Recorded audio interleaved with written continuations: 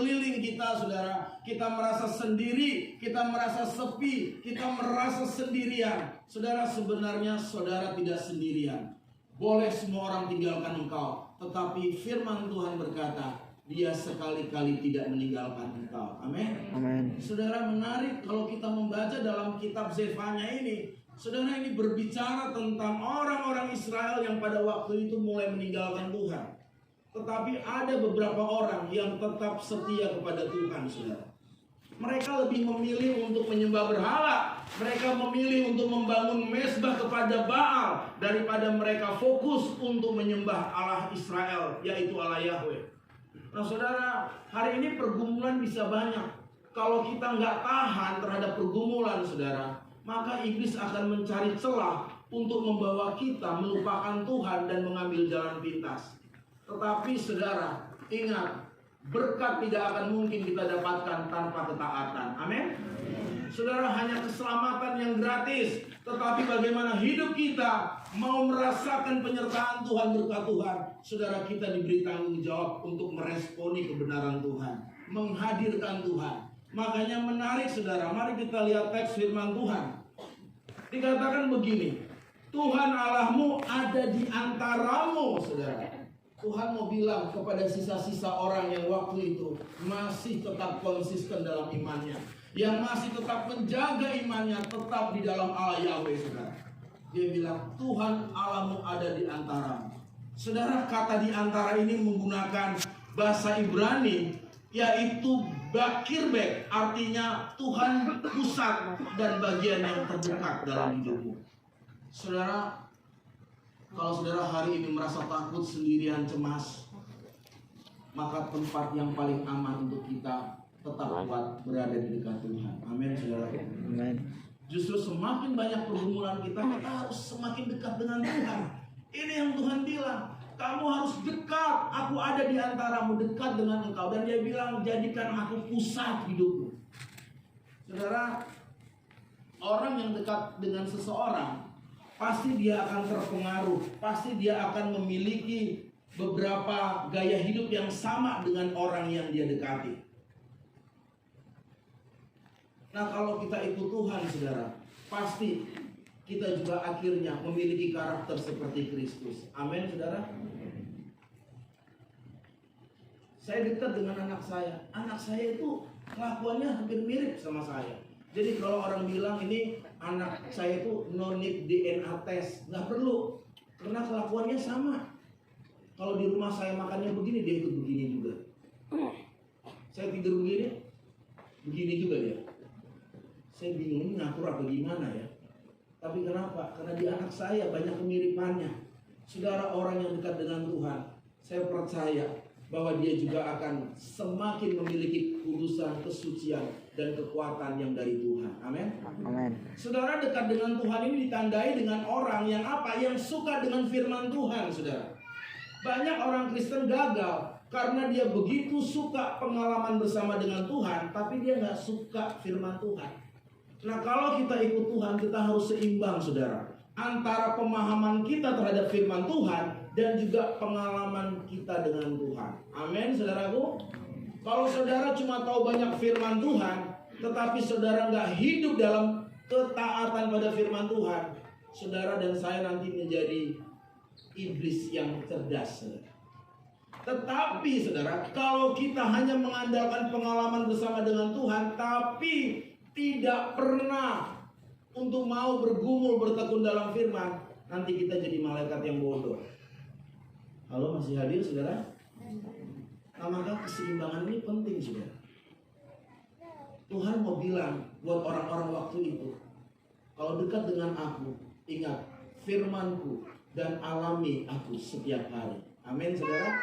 Bilang kanan kirinya, yuk kita cinta firman dan mengalami Tuhan. Cinta firman dan mengalami Tuhan. Saudara, kita itu nggak pernah tahu apa yang terjadi besok. Nggak ada satu orang pun yang bisa menentukan apa yang terjadi besok. Tapi saudara, kesiapan kita itu ditentukan oleh kebenaran firman. Kebenaran firman itu akan menjadi fondasi untuk saudara melangkah dan tetap percaya meski saudara tidak lagi punya alasan untuk percaya. Saudara akan tetap kuat meskipun tidak ada alasan untuk tetap kuat. Saudara, waktu saya menjadi mahasiswa teologi di sebuah seminari asrama, saudara, waktu masuk tingkat 3, saya mengalami kejenuhan yang luar biasa. Saya nggak sekuat yang saya pikir. Semangat saya mulai kendor. Karena kehidupan di asrama waktu itu cukup ketat ya saudara. Bayangin, jam 4.20 harus sudah bangun. Saya lihat saya sama ayam di sebelah kamar duluan saya bangun. Makanya saya sering bangunin ayam gantian sekali-kali ya. Habis itu saudara, kita harus punya persekutuan pribadi masing-masing. Setelah itu apa? Cuci muka, sikat gigi. Ngapain saudara? Ada yang nyangkul, ada yang nyapu, ada yang ngepel setiap hari saudara, setiap pagi. Habis itu makan cuman 20 menit. Habis itu ibadah saudara. Habis itu belajar seharian. Tidur hanya boleh 1 jam kalau siang hari. Tapi kalau misalkan mahasiswa jemurannya ketinggalan, malam dia nggak angkut, itu dapat hukuman, hilang tidur siangnya. Saya biasanya sering kena apa?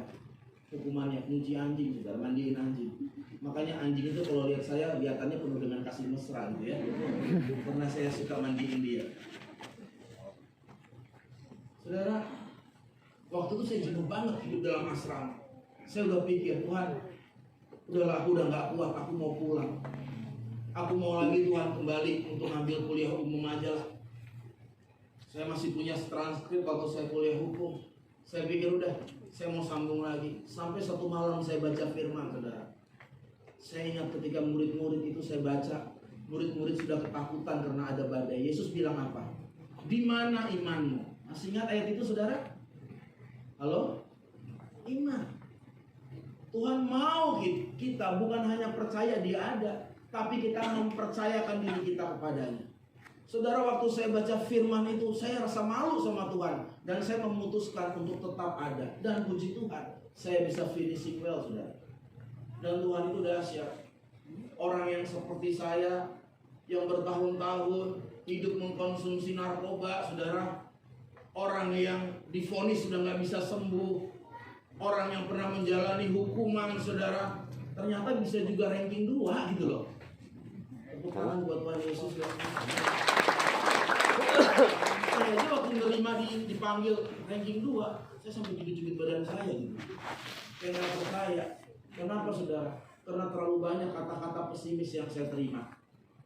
Saya udah biasa orang bilang, sampah kamu, nggak mungkin bertobat. Woi, kalau kamu bertobat Tuhan Yesus datang. Sampai segitunya ya. Sudah hina banget saya saudara. Tapi saya percaya dengan siapa kita dekat itu menentukan langkah kita dalam hidup ini. Amin. Kalau saudara cuma dekat dengan orang-orang hebat, saudara, orang-orang itu akan meninggalkan saudara. Makanya saya mau ingatkan kita, kalau lagi bahagia hari ini, semua lagi aman, jangan lupain Tuhan. Amin. Kalau ada berkat, jangan lupa itu dari Tuhan. Karena apa? Tuhan nggak pernah meninggalkan kita. Amin. Saudara, kalau teman bisa ninggalin, coba jujur nih sama saya. Jujurlah padaku. Kalau lagi susah, teman deketin nggak? Enggak. Jujur banget ya. Udah saudara, dia bilang, udah nggak usah dideketin, nanti kena impartasi roh miskin. Nggak ada, semua takut. Takut nanti didatangin dengan lagu dalam Yesus kita bersaudara. Tidur dulu dong bro, ya kan? Nggak jarang kita dengar, saudara, kita merasa orang yang kita baikin, yang kita kasihi justru mengkhianati kita. Nah, maka saya mau mengajak hari ini, sedekat-dekatnya kita dengan siapapun, ingat, hubungan yang terdekat harus dengan Tuhan. Amin. Kalau saudara dekat dengan Tuhan, orang yang dekat dengan saudara pergi sekalipun, hatimu nggak hancur. Jangan sampai lompat dari gedung tingkat 3. Kenapa? Gara-gara diputusin cowok. Kasihan, mamanya besarin dari kecil sampai besar ya kan. Cuma gara-gara cowoknya bilang, udah ya Beb, kita putus.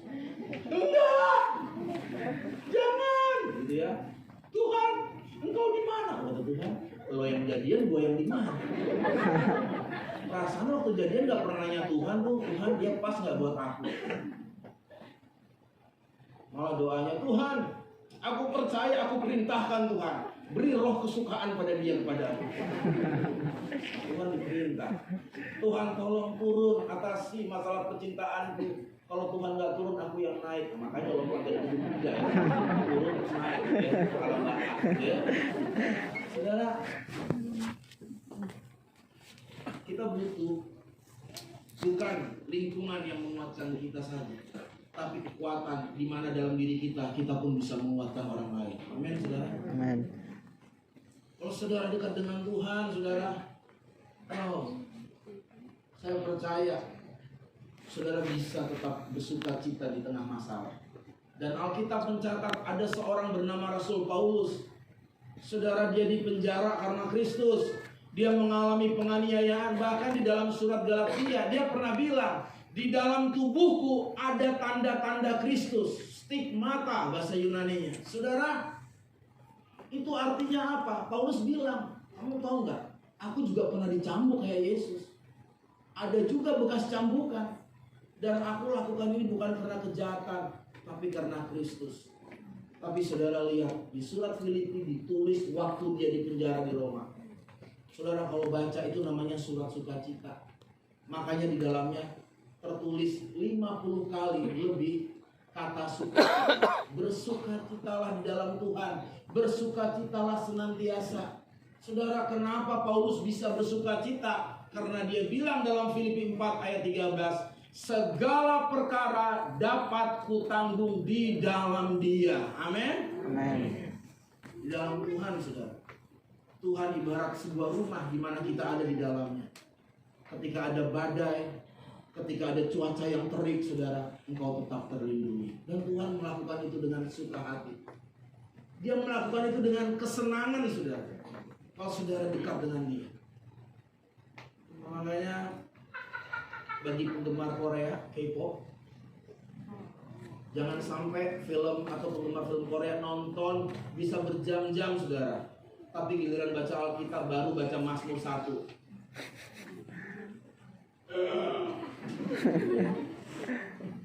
Aduh, saya pernah itu ya khotbah di sebuah gereja, saudara. Saya baru naik gitu ya. Baru saudara, mari kita membuka Mazmur 23. Langsung dia nggak sadar dia. Sudah mau sedot gini ya. Aduh, ini apaan ini ya? Baru dengar kata firman berat gitu ya. Tapi kalau baca lambe turah, bukan hanya lambe turahnya aja, lambenya dia pun ikut. Tapi di sini nggak ada yang ngaku.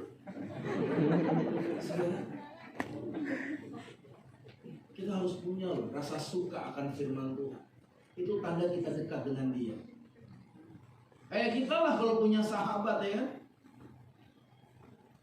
Seorang suami yang mencintai istrinya, dia betah dekat dengan istrinya. Seorang istri yang mengasihi suaminya, dia betah dekat sama suaminya. Saudara yang single, yang punya sahabat, pasti senang ngobrol, nongkrong sampai berjam-jam. Nah saudara, sekarang kita harus mikir, kalau kita berdoa, kalau kita beribadah, kalau kita pergi ke gereja, saudara kira-kira kita betah atau kita nggak betah, saudara? Waktu saudara melangkahkan kaki ke rumah Tuhan, ada perasaan rindu mau cepat-cepat ketemu nggak? Ini jangan sampai saudara, perjuangannya itu kayak lagi menyeberang Laut Atlantis. Perjuangan dari tempat tidur ke kamar mandi di hari Minggu karena udah selimutan berat gitu ya. Kata anak remaja saya nggak tahu om, katanya. Kenapa? Kayaknya kasur saya itu ada mengandung lem. Kalau udah baring, katanya, tulang saya susah digerakkan. Udah males gitu ya. Tapi saudara, kalau kita suka dekat dengan Tuhan, itu jadi nggak berat. Amin ya saudara. Aduh, anak muda ya kadang-kadang ada WA dari gebetannya ya. Saya bingung, berulang-ulang dibaca, udah sebulan juga nggak basi-basi itu WA ya. Ulang ya. Itu mungkin kalau ditanya, tolong sebutkan WA-nya dia apa aja, hafal dia. Lu dibaca ulang-ulang. Kira-kira firman Tuhan begitu nggak, saudara? Yesus pernah bilang ya, yang menajiskan orang itu bukan yang masuk ke mulutnya, tapi apa yang keluar dari mulutnya. Saudara, kalau kita menuang teko yang keluar teh, itu tandanya apa? Di dalam teko itu ada teh. Setuju, saudara? Kalau kita tuangin kopi yang keluar kopi, itu berarti di dalam teko itu ada kopinya. Nah, kalau hari ini saudara, begitu kita mengalami duka cita, kita mengalami kekecewaan, lalu kita, aduh hidupku sial, aku memang orang gak berharga. Saudara, kenapa keluar kata-kata itu? Pasti karena di dalamnya juga hal yang seperti itu. Maka kalau saudara mau mengeluarkan kata yang menjadi berkat, kalau lagi lemas, lagi banyak masalah, penuhi hidupmu dengan firman Tuhan. Amin, saudara. Amin. Ada seorang hamba Tuhan, suatu kali dia pergi ke kota Kowloon, saudara. Lalu waktu dia jalan di pinggiran kota Kowloon, dia melewati sebuah studio tato. Nah, dia kaget karena ada satu gambar contoh tato, gambar muka orang, terus di sininya ditempel tato, I'm a loser, aku pecundang, aku orang yang kalah. Dia mikir, apa iya ada orang mau ditato kayak begini di mukanya kan? Atau di badannya. Jadi dia masuk ke studio tato itu. Dia temuin tato artis atau tukang tatonya. Dia tanya, bro, aku lihat di depan ada model tato tulisannya I'm a loser. Emangnya ada yang orang mau ditato dengan tulisan itu di tubuhnya? Banyak tukang tato. Kok bisa ya? Bapak harus tahu, katanya. Sebelum ditato di badan, kalimat itu sudah tertato di pikirannya. Bisa paham, saudara? Makanya kalau orang merasa dirinya jantan, preman, tatonya naga. Tapi kalau dia merasa dia sedikit feminim, tatonya mawar. Nah, kalau di sini naga, di sini mawar, kadang garang, kadang feminim.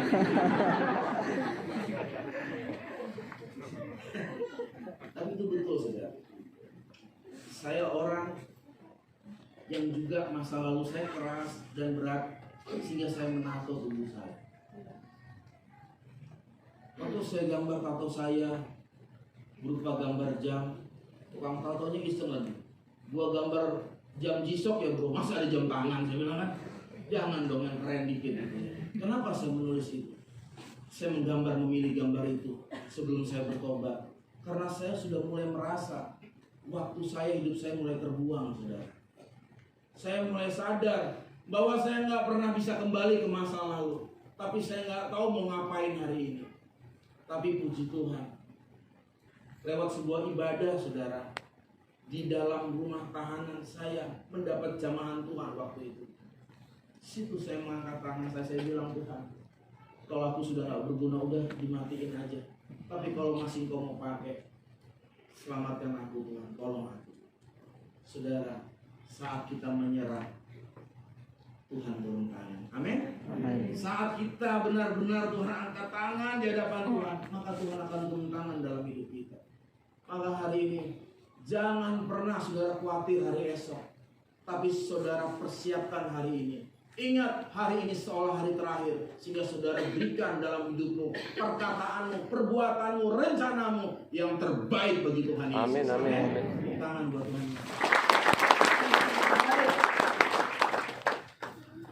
Ingat, anak-anak muda ya, jangan karena cinta gitu kan. Namanya cinta monyet. Kalau bisa anak kecil, gitu dapat monyet. Cinta monyet itu gitu, saudara ya. Waktu masih say I love you bertubi-tubi, semua barang dikasih, begitu putus diminta lagi. Woi, itu pemberian apa pinjaman? Sini nggak ada yang kayak gitu. Itu di luar sana, cuma jam 6 tadi pada kesini. Saudara, ini hal yang penting. Anak-anak muda, Tuhan bisa pakai kamu 10 tahun lagi, amin. Dan kau juga harus tanggung jawab hari ini dalam hidupmu. Nggak apa-apa, orang yang kamu suka nggak mau dekat kamu. Yang penting aku dekat dengan Tuhan. Amin. Saya dulu punya teman di asrama. Aduh, ini kasihan, hidupnya mirip saya dulu, hina-hina juga gitu ya. Berapa kali dia hampir gak naik tingkat. Suka dihina sama teman-teman, dia bilang, bro, air dulu itu bukan jongkok lagi tapi tiarap.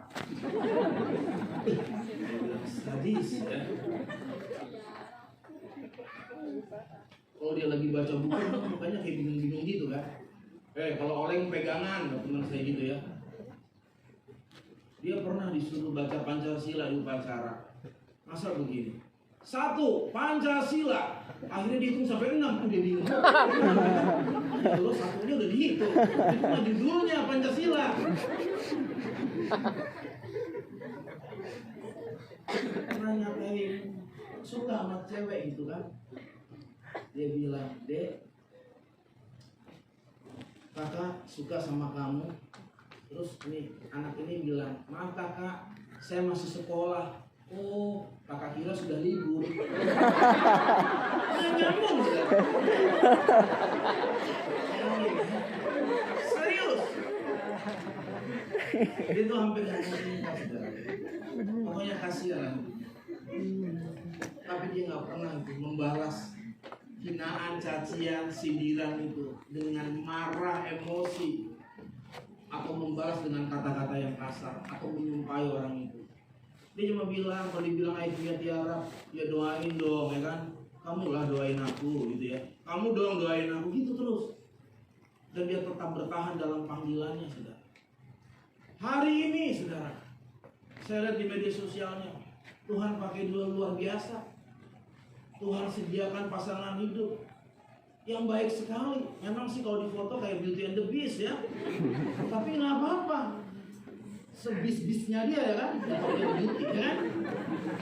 Saudara, sama-sama melayani, dipakai Tuhan luar biasa dalam dan luar negeri. Sementara yang menghina dia bingung Tuhan mau buat apa.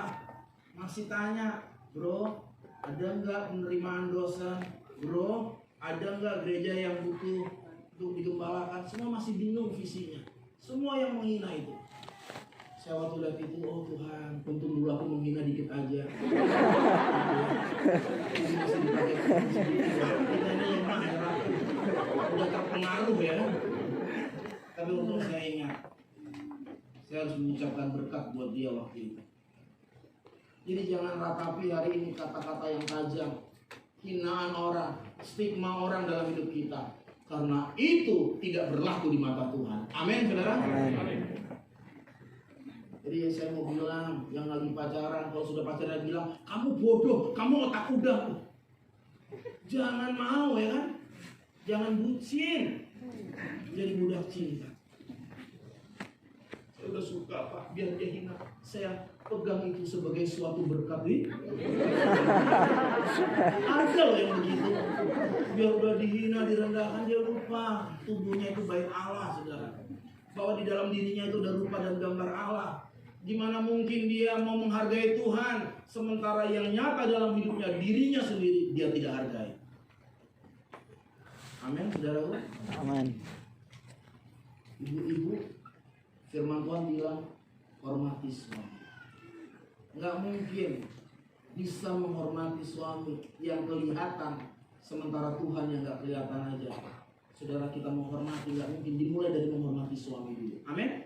Ibu-ibu ya, udah ya, stop bandingin suaminya dengan suami orang lain. Coba contoh dia sama suaminya, sama istrinya. Istrinya digandeng terus, Pak, kamu jalan cepet banget kayak pura-pura gitu. Ya pokoknya gitu deh Pak, gitu ya.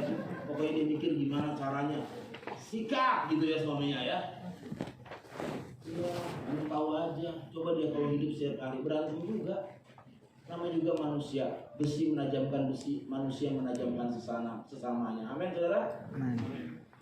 Ingat juga, bapak-bapak jangan datang sama pendeta, anak sudah 5, pakainya kami nggak jodoh.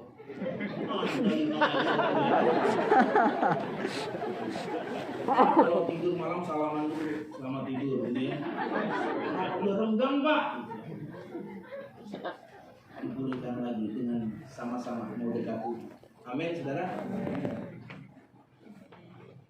Belum tentu yang kita lihat indah di luar sana, saudara. Ingat, semudah-mudahnya istri muda entar tua juga, ya kan?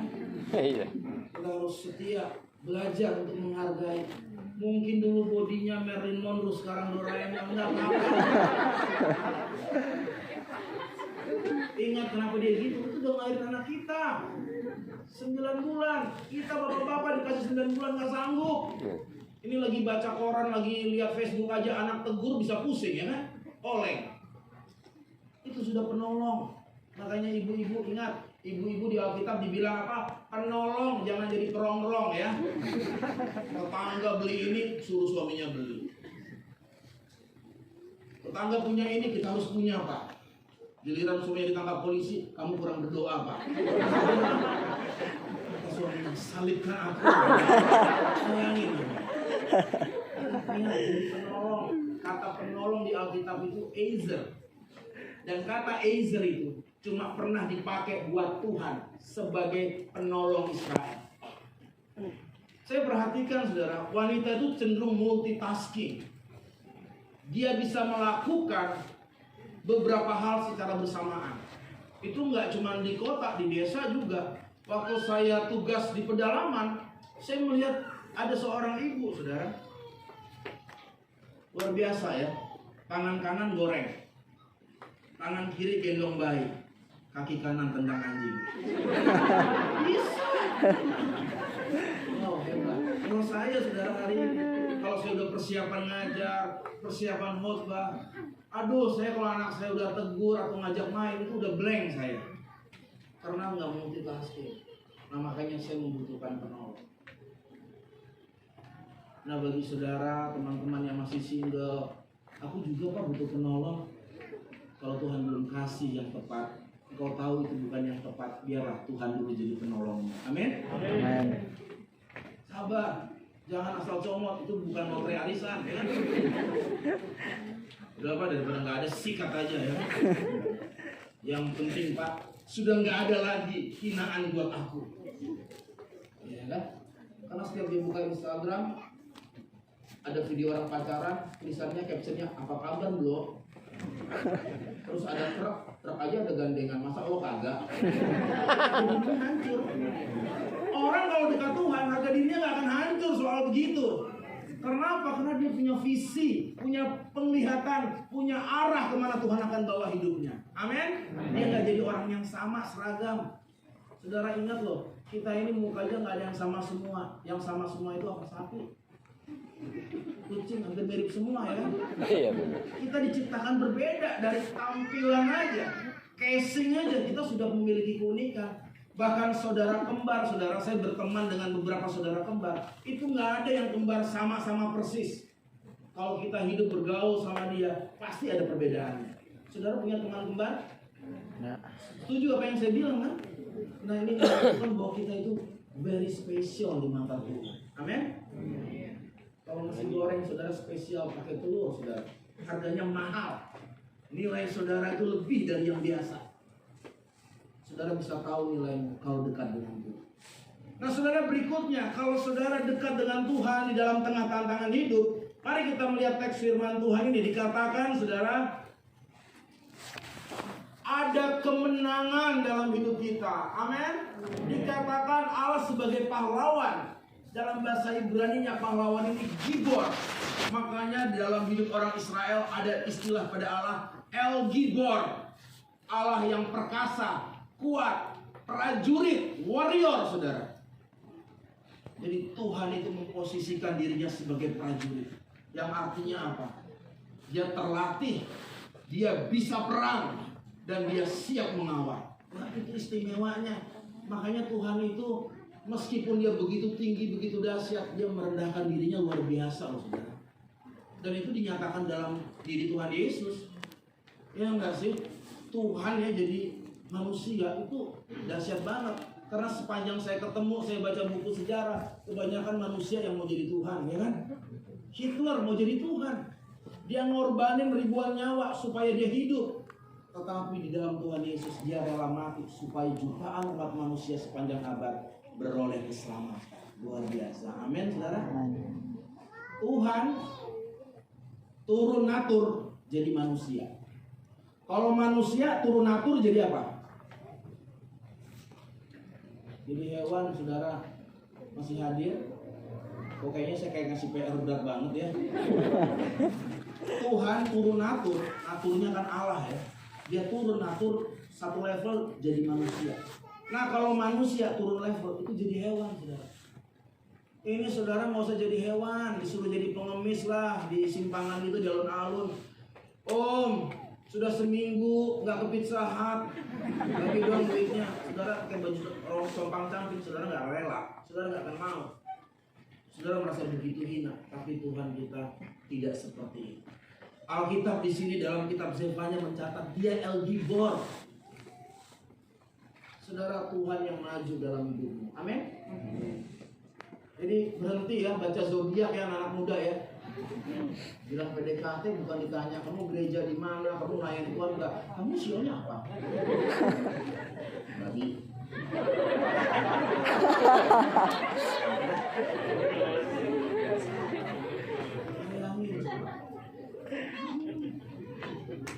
Aduh, aku suka sih sama dia, tapi sayang dia diskus. Itu hubungannya coba ya kan? Saudara, dunia ini berusaha untuk menarik kita untuk percaya pada dunia ini. Makanya Paulus bilang, berubahlah oleh pendorong budimu.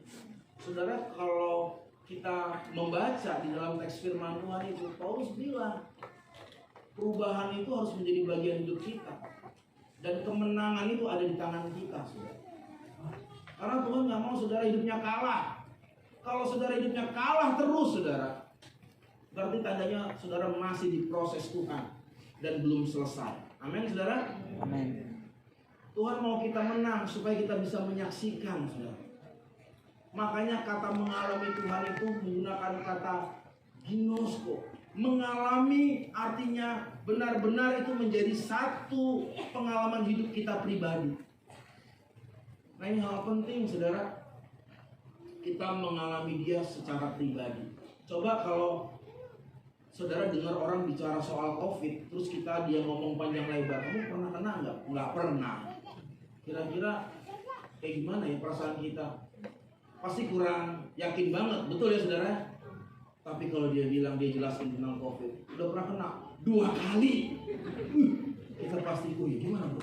Pengalaman pertama dan kedua, ada satu keyakinan, ketertarikan. Nah saudara Tuhan mau saudara dan saya menang, supaya ketika kau menyaksikan pekerjaan Tuhan yang dahsyat, itu keluar dari hati dan benar-benar keluar dari semangat pengalaman hidupmu. Amin saudara. Amin. Amin. Ingat, lagi susah ibu, bapak-bapak, doa. Saya udah mengalami waktu saya tugas, saya itu bingung sama Tuhan ya. Dulu saya setiap diumumkan tempat pelayanan, udah saya dibully satu kampus. Begitu Nathanael Sitepu diutus ke Paupat, semua pada bingung, di peta nggak ada ya kan? Nggak ada, sudah pedalaman Kalimantan Barat jauh. Mungkin sekarang udah bagus ya, ada jalan saya dengar. Tapi zaman saya dulu jalan kaki, saudara. Itu kalau jalan kaki lagi lumpur, saudara tahu nggak? Lumpur di pundak kita, udah kayak swamping, manusia rawa. Itu kalau nyanyi satu album nggak selesai, saudara. Ini keterlaluan, kakak tingkat saya bilang, saya pernah kesana, deket bro, deket. Semangat ya, semangat.